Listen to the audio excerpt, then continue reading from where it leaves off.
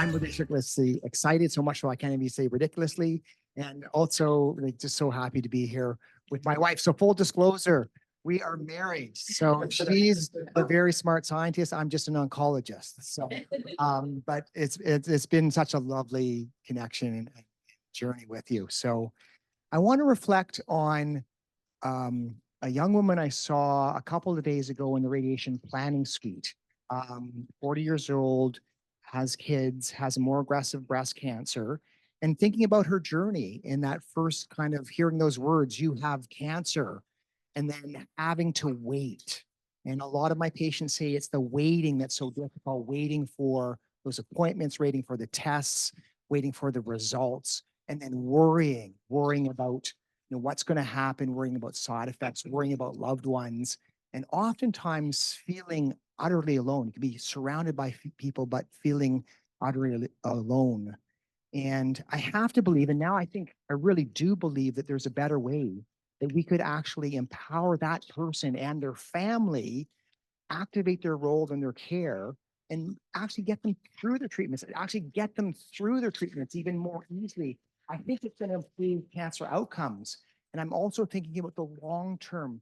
How can we facilitate people being healthier and happier in the long term? That's what we're here to hopefully provide today. A pleasure, an absolute pleasure to be here. I'm very much thankful to you for inviting us here and to have had an opportunity to meet Anne-Marie, Gabrielle today. Both of you, that was very nice. Thank you for all being for being here today. This is the agenda. Those are some of the things that we want to talk to you about today. So we want to tell you a little bit about the history. How did this program develop? The background behind the program. We'll talk to you about some of the findings that we uncovered, as well as the clinical trials and some of the results of the science that we conducted and where we are now and where we hope to go from here.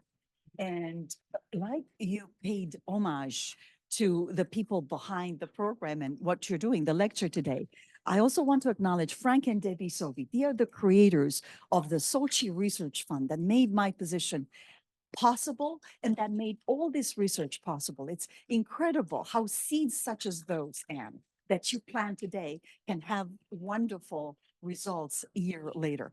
And their story is, Frank, a young man, 50 years old, gets diagnosed with prostate cancer. And when somebody in your family, if your spouse gets cancer, you are also affected. Your kids are affected. Your immediate family is affected. So they noticed that right away. The medical system dealt with the disease, but then there was a plethora of issues that they encountered, and they realized right away that there is not an opportunity there to help them. So there weren't any systems, any programs there to help them. And so right away, they identified a gap between their own experience and what the medical system had to offer. And so they created this fund, and we're extremely grateful for that. They created the fund in 2006. The position was made available in 2015. I come to Dalhousie University in 2016 from University of Toronto, where I was a professor in the Department of Psychology, but also teaching in the Department of Epidemiology, teaching over 25,000 students, 85 courses in psychology, with a huge background in human behavior, how people think, feel, and act in the world, and what are the sort of things that we can do to improve quality of life for all humans. Interesting. So I come to Dalhousie University not knowing anything about prostate cancer. Interesting. So on the first day of the job, I called the prostate cancer support group and I said, I want to meet with the patients. I want to meet with their partners. I want to understand what they're going through. And that was quintessential, because this program wouldn't be here today if patients were not involved in everything from the start. We formed friendships. I started attending the support groups throughout the Maritimes on a regular basis for the first 3 years. There was not a meeting that I missed. That was important because you learn from those meetings, right? You learn from the people. You find out about those dynamics between the spouse and the wife and what's happening there. And so that was really the impetus of this work. So can you also say that you went and asked the clinicians how their patients were doing? And yes, I did go to the patients. And you know what? As a clinician, I'm an oncologist. I'm seeing a lot of prostate cancer patients. And I get the impression at that time, actually, these guys are doing okay. I see them every 3 months, 6 months, whatever it is. They're smiling at me. Their life is not that bad. Yes, they have some side effects, et cetera, et cetera. But I have no clue what's actually happening on the inside. I'm like out to lunch until the smart one, the research scientist, comes along. So this is very interesting because starting talking to the clinicians, it became very clear that they really didn't have a finger on the well-being of the patients and their spouses and their families, which makes sense. Think about it. That's not their mandate. That's not your mandate, really, when you stand and think about it.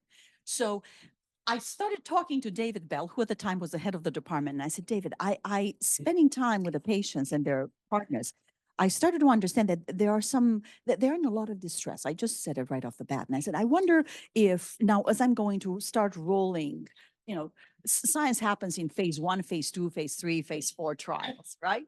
So I'm going to want to develop a survey to just fully understand the needs of the patients from their perspective. And I said, I want to bring a psychological color to this, if I may. I wanted to know about, their perceptions of illness, how that affects their experience having cancer and going through the cancer diagnosis, psychological distress. So things that have to do a lot with how we think and feel and act in the world, our, say, cross-cultural identity, and things like this that also play a role. And David said, that makes sense to me. I think that's a good thing to do. And so that's what we did. We launched a survey using golden standard questionnaires within the Maritime Province, and about 500 people answered the survey. And the results came back. And the results pretty much match what the literature was already saying. What you're seeing in the bottom is just a synopsis of some of the publications from the phase 1 trials that we conducted. So what you see there is a plethora of needs. You can't read the writing underneath, but I will just tell you.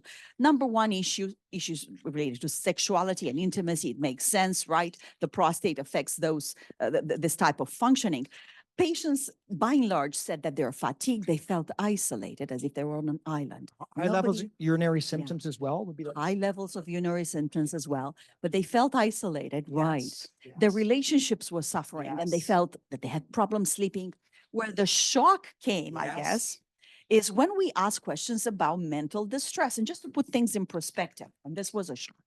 In Canada, the prevalence rates for depression, for anxiety are about, for men that have not been affected by prostate cancer, about 9%, for depression, for anxiety. The results that we got back indicated double the rates of depression and anxiety and psychological distress. So run away. I run to the clinician, say, look at what the data shows. What shall we do? Oh, I said- yeah, maybe. Yeah, that makes sense. Like his sexuality has been affected and he's not being able to pee and he's socially isolated. Oh, yeah. Okay. Yeah. Exactly. So they said, publish. Okay. So we started publishing. It's 2019. And at the same time, while we were working on the manuscripts, and published them.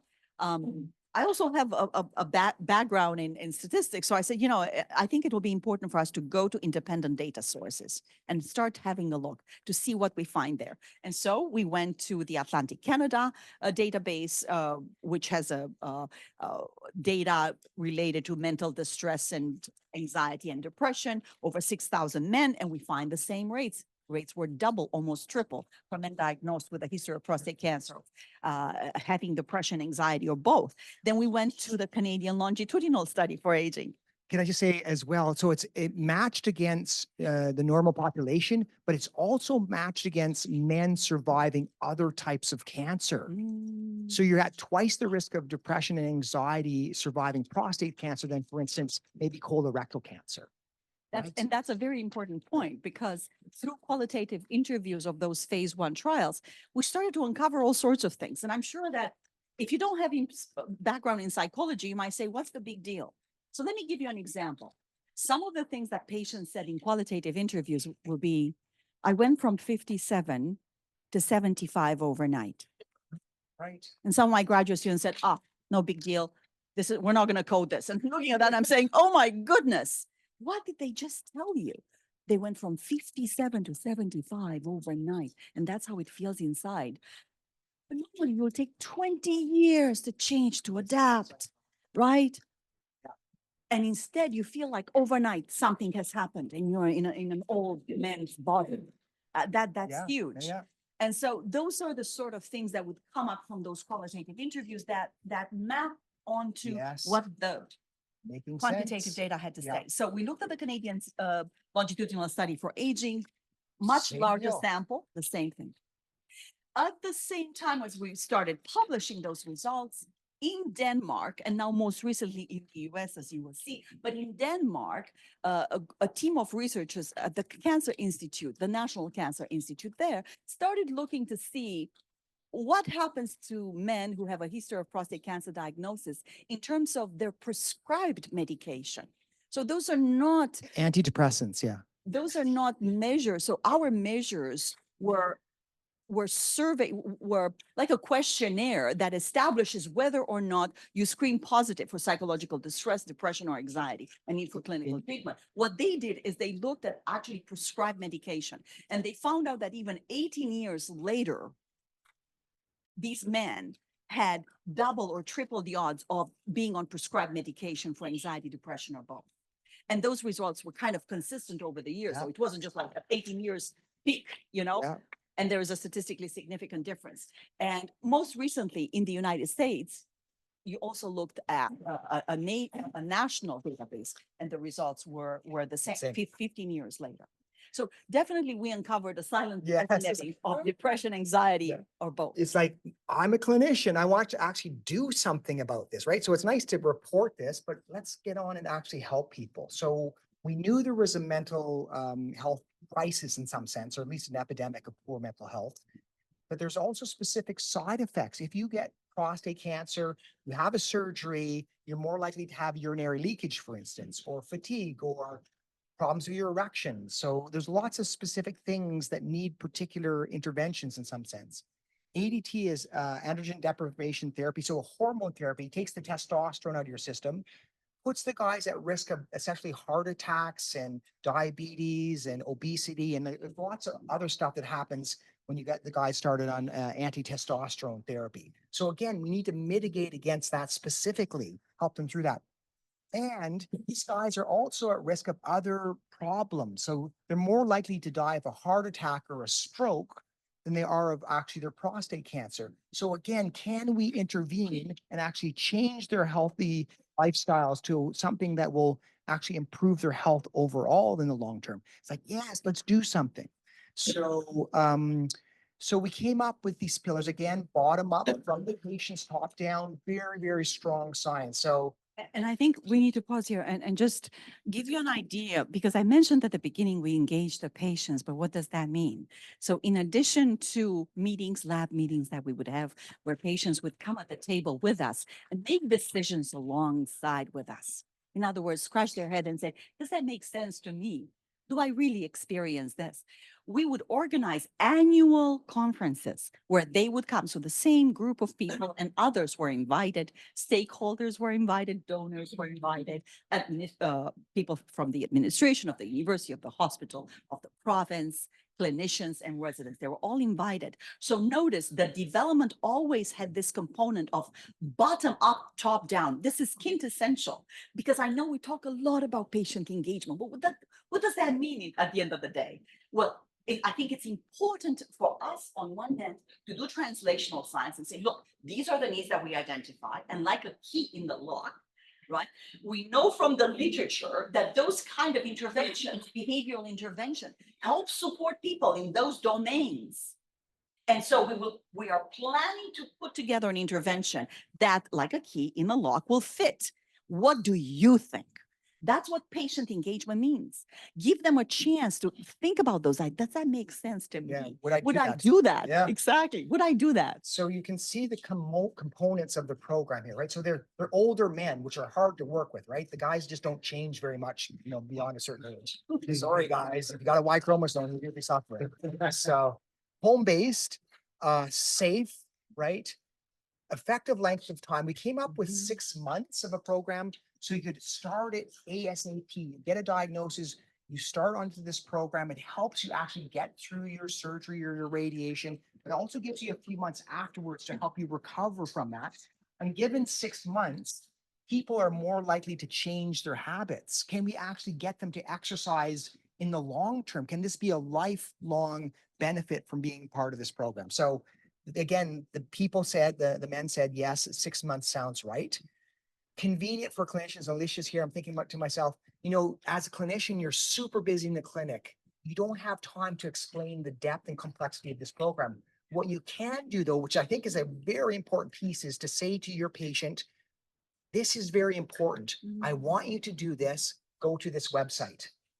Here's the pamphlet. Takes 10 seconds, but that one verbal changes will up the accrual rate for certain. So convenient, 10 seconds at time of diagnosis. And we'll show you the website shortly.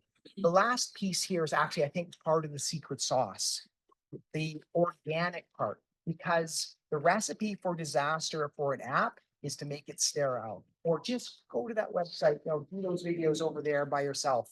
I think that's the recipe for not working. And so luckily, I don't know, somehow we got it right from the get-go. It was connection with us daily, but also Zoom video conferences, community, buddy system. Like there's so many ways to make this human to human. Actually, luck has very little to do with it, and I'll tell you why. So unbeknown to my husband, what he doesn't know, or he did know that I taught a lot of courses. What happens when you teach a lot of courses, right? How do you demonstrate you know what you know? By explaining it to others. So one of the things that the literature talks about, why is it that so many interventions are not successful? You spend a lot of money, and I mean a lot of money on them. And think of apps, for example, great uptake, poof, attrition. I mean high attrition. I'm not talking about 10%. I'm talking about 80 to 90%. That's attrition, right? So what happens? So the science is very clear. The only way to have a successful intervention that will change behavior long term and that people will adopt in their lives naturally is for you to do three things, but to do them is very difficult. So when Rob, if you remember at the beginning when we started talking, Yes, dear. we had a lot of conversations because those three principles mean that him and I too have to commit and be very honest with ourselves and say, are you sure you want to be of service even more than you are as a clinician and use your evenings and your weekends to be of service? Are you sure you want to go on this? Are you sure you want to see the patient? Is this about the patient? You sure you want to see their interests as your own? Because if you're not going to be able to embark on this journey and have a success. We will be wasting our time. We will be wasting patients' time. We will be wasting our colleagues' time. There are three principles that we're going to have to abide by for this to be a success. Ready? Prescribe, describe, demonstrate. For people to adopt behaviors that they know they need and they know are helpful. You know, when patients come in the office and say, Doc, what can I do? I want to do something. How can I help myself? For that to happen, first you need to prescribe. Tell people what to do. What am I supposed to do? After you told them, describe. What does that mean? Including sharing the science. Right. Describe. Gain their credibility. Provide facts that are real. Then number three, and that's the tough one, demonstrate. Model. Model. Yeah. So you need to leave those principles. And then just like scaffolding, when we raise children, stability and consistency makes the magic work. You prescribe, you describe, you demonstrate. Then you're consistent, you're stable, you're genuine, you're authentic. Are you able to do that? Because if you're not able to do that, then you can't do this kind of work. Yeah, right? lose So the authority. those are real principles from science. This is not magic. It's not woo-woo. But they're tough. They're easy to describe, but to actually implement them, it's hard. We're going to do it. Yeah. So we said, okay, let's try this. And the patient said, we support you. This is the right thing. And the clinicians, they were the cheerleaders. Yes. They wanted to see this happen. They wanted it. Prostate Cancer Patient Empowerment Program. So what are we trying to accomplish? So we know there's a mental health issue. There's an epidemic of poor mental health. We want to improve their happiness levels. Number two, it's so important that we actually activate the role of the patient and their family. They have to be participants in their own care. And that is actually going to facilitate better treatment and better recovery. We actually are going to aim at scientifically based, what can we do to actually intervene to actually help them with particular symptoms, including urinary leakage, for instance, and energy, cognitive function, like all these things that actually make a difference. We're trying to connect the community. So it's not just about us, there's actually resources within the community. And I want you to hear this all. We're not being competitive. If you have fantastic exercise programs, pelvic floor people, sexual health clinic, we want people to tap into all of those things. So we're trying to connect them with prostate cancer support groups. And I'm just going to integrated. interrupt you here for a second and say, I think there's another important point, and I want to make sure that I don't forget it either. Again, science, right? So what the science shows, talking about fit, how are you going to develop something that is best fit for the patient's point of view, right? Because you might need exercise, you might need a change in diet, you may need help in terms of practical solutions to intimacy and connection, to actually feel that the cancer doesn't get in the way. You may need social support. So everybody needs something. How in the world are you going to make a key that fits all? That's tough, isn't it? And again, science comes to our savior. Science says the most comprehensive programs are a better fit because you're going to pick and choose what works for you. What you need, So yeah. that's a much better fit than we have an exercise program. Great, great. We're going to be able to capitalize and bring patients into your clinic and say, use what's local, but you need to have something that keeps them all together, where there's consistency, there's homogeneity. There is this message that is quintessential, that your interest is not apart from mine. Let's do this together. I'll work with you. And the fact that we are a scientist and a clinician together, also as a couple, does matter, right? Because again, science shows that you're much more likely to abide to a good diet that is healthy for you. That if a professional tells you, then if somebody has absolutely no credentials and they're going to come in front of you, and even though they translate the science, that's not going to work. Science again shows that. Yeah.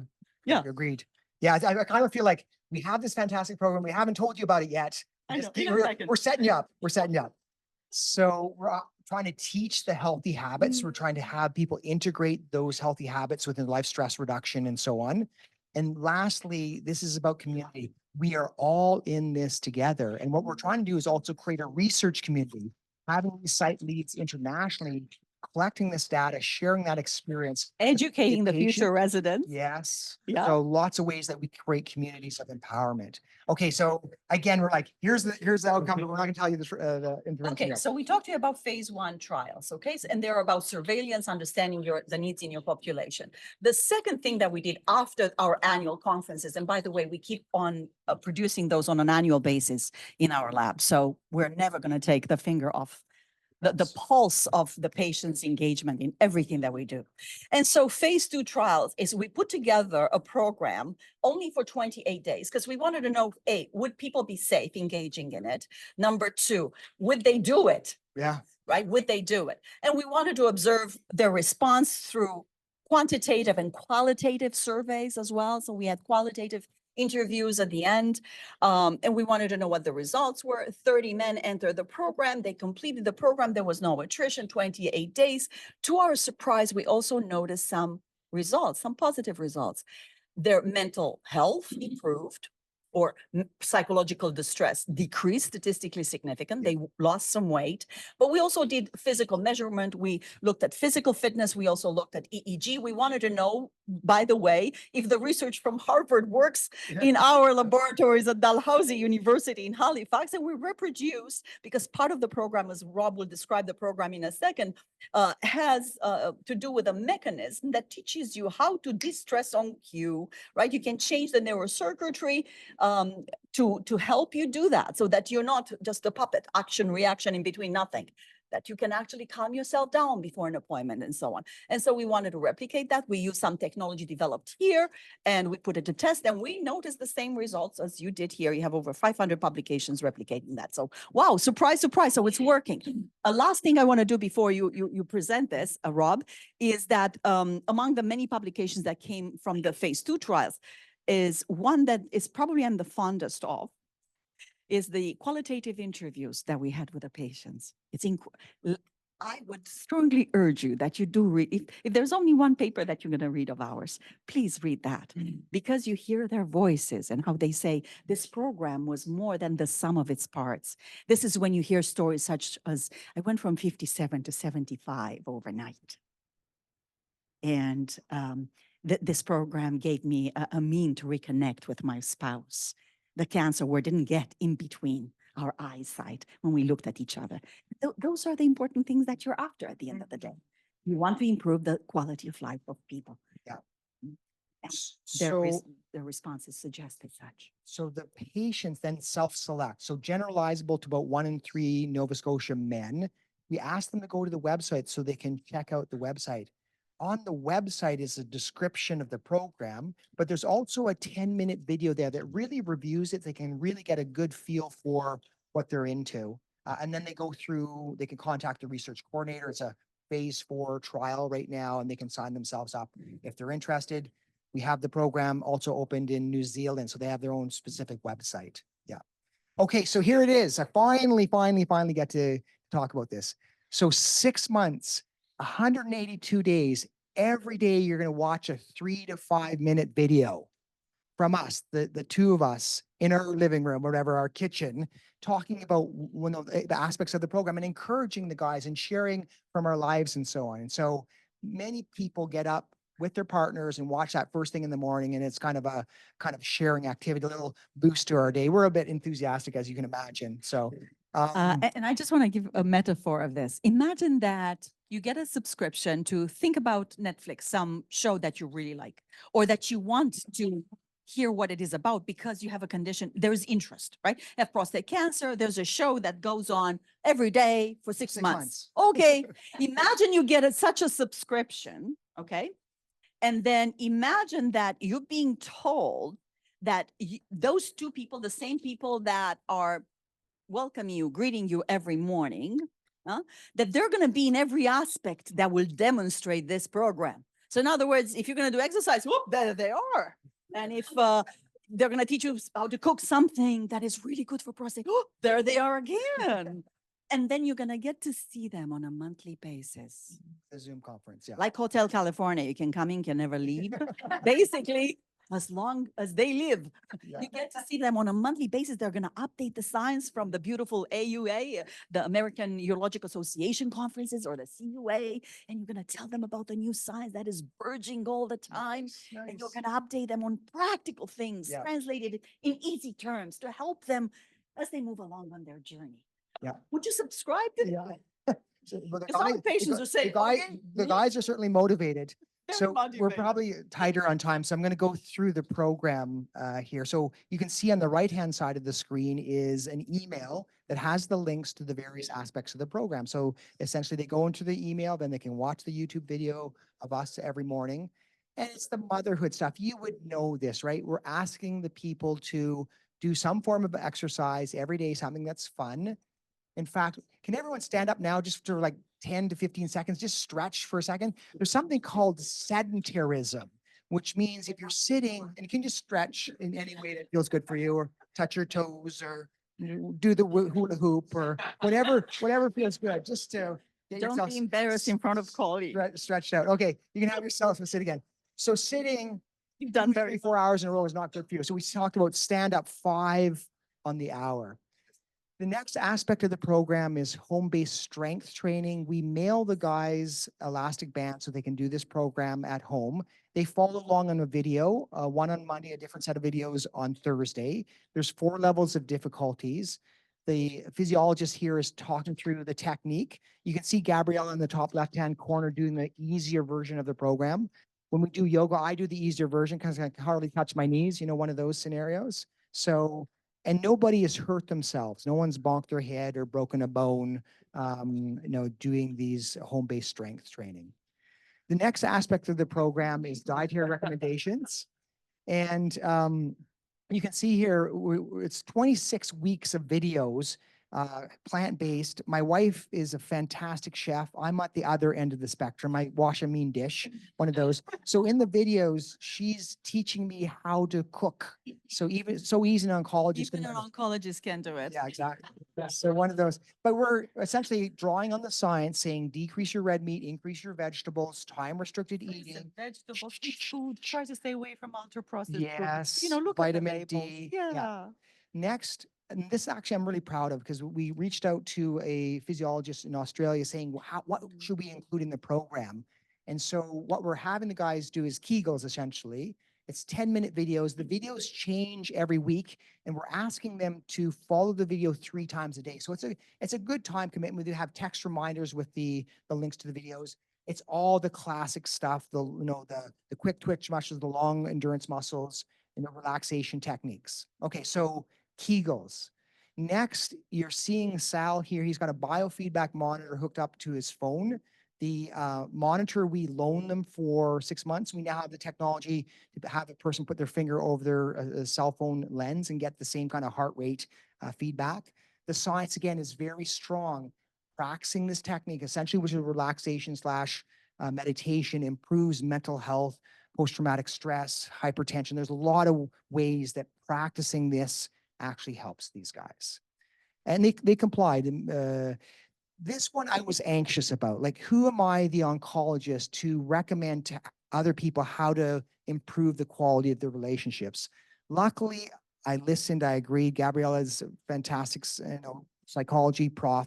There's a science and methodology to improving your relationships, to investing. So we actually prescribe it. So for instance, there's call someone at a distance on Sundays. There's buddies on Mondays. There's walking Wednesdays. There's touch Tuesdays. There's different ways that we recommend they kind of reach out and make those connections, whether they live alone or not.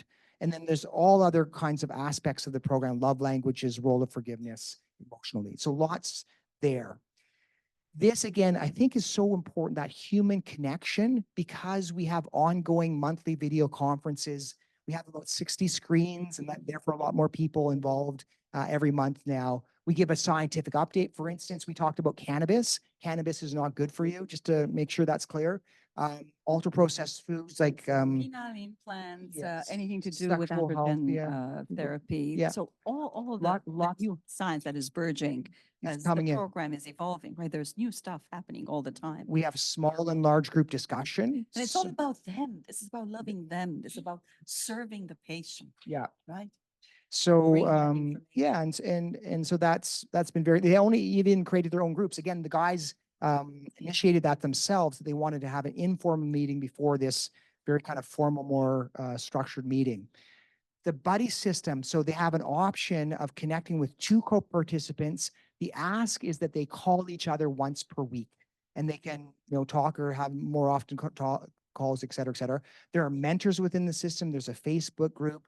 We're going to have more kind of ongoing interactive, like an exercise class. I did a dance class actually one Saturday morning. We did a pilot last year with some live events. They galloped them. Yeah. So I think we're going to continue with them. Meditation maybe once per week type thing. Yeah. The compliance surveys, we're asking them to fill out a little survey, takes them about maybe 5 minutes, the frequency and intensity, length of time for each of the activities within the program itself. The feedback was very clear from the participants: do not remove this part of the program. They actually want to have that kind of accountability, that reminder to say they're going to have to report what they Again, did. how important it is to listen to the patient as a scientist. I thought this is going to kill my randomized clinical trial. Attrition is going to be too high because you're asking too much for too many minutes of a patient. And for all scientists in the room, you know what I'm talking about. So I Yeah. was really, really concerned about this. And I'm happy we listened We because listened. actually they're right. And just to say Again, they're right. the randomized trial. Oh, here, are we going to be able to play that one? Yeah. I'm hoping.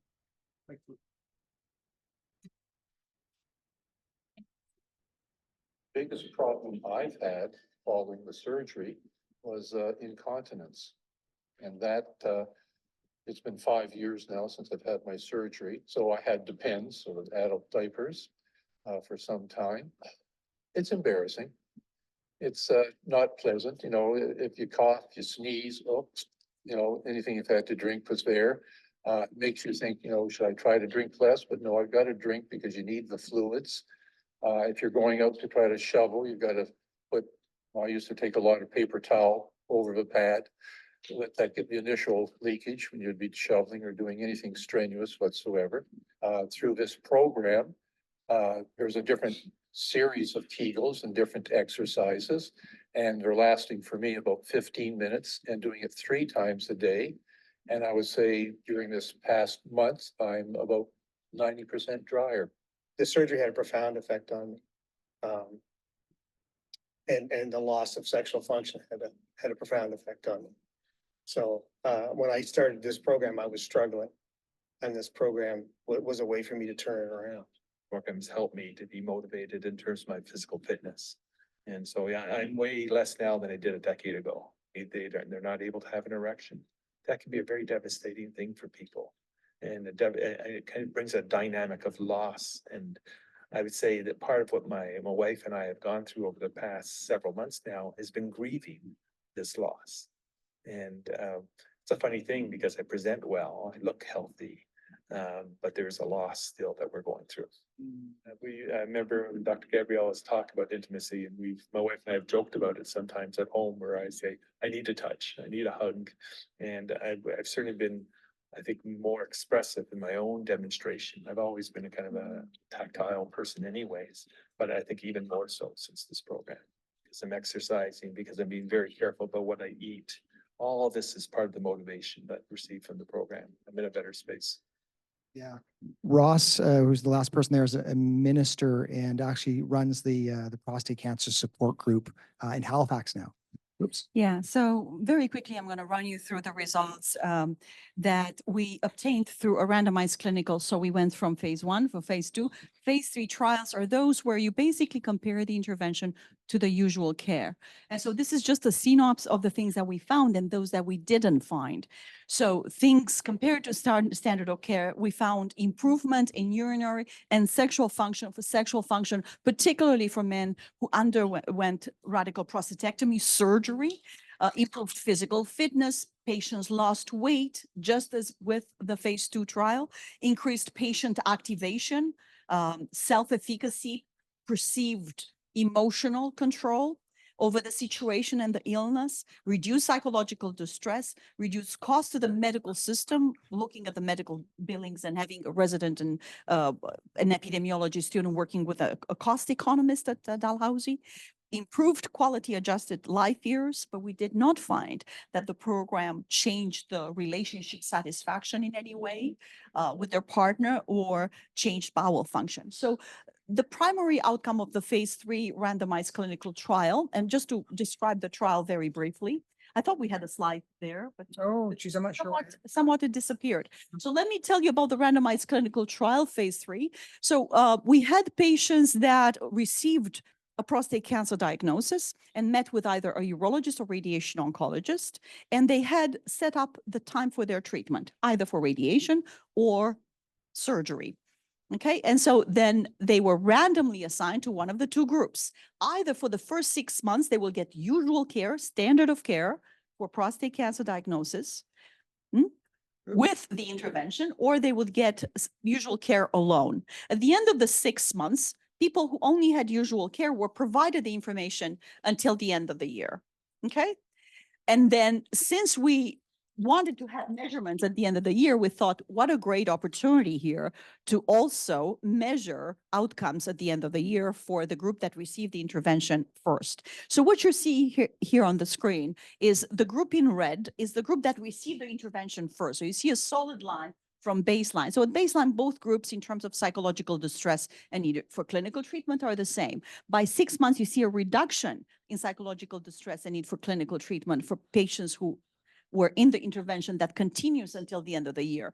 Those that were in the usual care, their distress increase, which was somewhat stabilized once they got the intervention, but was still nonetheless increased. These results were clinically significant, so the odds were 3.6 times higher to have psychological distress and need for clinical treatment if you were in the standard of care group only. Here those results were published in Cancers. We looked at urinary incontinence, and what you're seeing here, so we had two metrics, the IPSS and the EPIC questionnaires. Those are golden standard in prostate cancer, looking at urinary function. The EPIC also has measurements in terms of bowel function, sexual function, and hormonal function. And so what you're seeing here is improved urinary function, looking at the IPSS for the patients in the intervention group compared to the control group that continues to be higher towards at the end of the year. So compared less, to- less urinary leakage L- about yeah. 3 to 4 months after the treatment Right. compared with control group. Those results were corroborated by the Yeah. EPIC as well. And I just want to draw your attention here. Those graphs basically look at the compliance in the randomized clinical trial. So we had no attrition. 128 men entered the trial. 128 men Got all the data. on finished the all of trial them. at the end Yeah. of the year. We had no attrition in terms of the survey data. However, the physical measurement, the EEG, we had some attrition close to 20% because COVID hit and we couldn't bring people in the hospital for their measurements. So what you're seeing here is comparing the compliance for the Kegels Yes. part of the program for both early and late group. Notice that they're almost, the lines are almost one on top of each other. So there were no statistical differences in terms of their compliance. They were just as motivated, whether they got the program right as when they were diagnosed or whether they got the program later. They also lost weight. However, weight loss happened whether you got the program early or late. Now that's interesting. And you see that beautiful interaction there, right?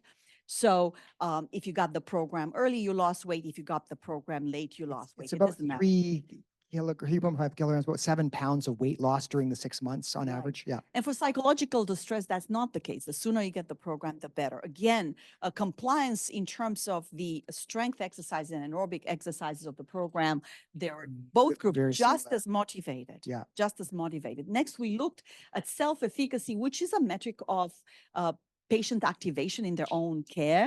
And what we're seeing here is that the relationship between either PC-PEP or standard of care and psychological distress at 6 months is in fact mediated by self-efficacy. The higher the self-efficacy, the higher their perception of personal control and emotional control, which the program brings about, the less their psychological distress at 6 months. These results were not further mediated by treatment modality. So it was the same for both groups. Yeah. So if you activate the patient, they feel like they're doing something, they're actually happier. I think that's Mhm, the mhm, conversion. mhm. So we know that prostate cancer is very costly, that the majority of the guys who live, even if they have the recurrent disease, 10 to 15 plus years. So there's a cost issue there. We looked at billings to the medical system. And so if you have the intervention early, even before you have your surgery or radiation, it absolutely saved the medical system, even with considering the cost of the program, about $450 Canadian. In addition to improving psychological distress. So they had less billings, meaning they were less likely to go to the emergency department, healthcare, their family physician, because they were happier, because they were taking care of themselves. It seems like that cost savings, absolute cost savings, persisted out to a year at $700 per person. Dominant model means improved quality of life and savings to the medical system. The medical system would be crazy not to adopt this.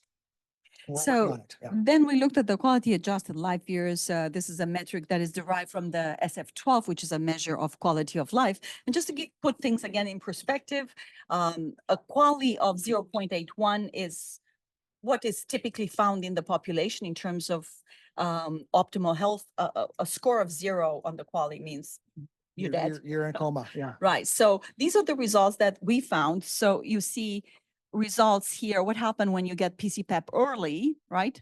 Scores average at a 0.76. When you get usual care, they drop significantly. And notice that in the early PC-PEP group, we were able to maintain the quality for participants, whereas in the usual care first and then the intervention, we were able to stabilize quality, but Yeah. at first they dropped. So some of the strengths of the Yeah, program. so the point is that we are seeing, and it's been confirmed now with the phase 4 data, that the mental health actually improves. So less depression and anxiety. Mhm. It's safe. Nobody's had an injury in 500 plus patients now. Very little attrition. That's 2.3% in the phase 4 trial. Can be administered at a distance. Thinking about your rural patients right now, the cost is a drop in the big bucket, 150 USD per patient. We can go over those numbers later as to how that's calculated. And then we're expanding into other types of cancer, for instance, breast cancer it's going to have its own issues, and like arm physiotherapy, for instance. And we're hoping bladder as well. Yeah, bladder, for instance, in the urology world. Yeah. And these are some of the limitations. We think that the program would be particularly beneficial or helpful or enticing to people that get a cancer diagnosis and they come to the clinician and say, "Doc, what can I do? What can I do? Or the person's How looking can anxious. how can I help myself?" Or Is there anything their I health can is do? poor Yeah. otherwise, not meant to be competitive. We don't know what the long-term outcomes are yet. We're Hence making- the phase 4 now. Yes. Phase 4 is our implementation trial, which we expanded the program, the inclusion criteria to metastatic disease, to action Yes. surveillance, to see. So now the sample is quite heterogeneous. So we're going to need very high number We of need more participants to be people. able to do More meaningful people, analysis. please. Yeah. But we did expand the program throughout Canada and New Zealand, And and it's safe to the bone.